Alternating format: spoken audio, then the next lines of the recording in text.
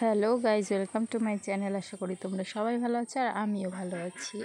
আমার মেয়ের বার্থডের দিন দেখো বিকেলবেলা রান্নাবান্না সব শুরু হয়ে গেছে। ওইদিকে মা কাকিমারা আলু কাটছে আর এদিকে মামির রান্না হয়ে গেছে। এখন শুধু মাংসটা রান্না হলে রান্নাবান্না সব কমপ্লিট হয়ে যাবে। এখন মাংসটাই করতে হবে। আর দেখো এদিকে কাকিমা লেবু কাটছিল আর কাটতে কাটতে কি বলছিল আর একা একাই হাসাহাসি করছিল। এই কাকিমা খুব হাসি একবার শুরু করলে আর থামতে চায় না। তারপরে এখন কেক কাটা হবে।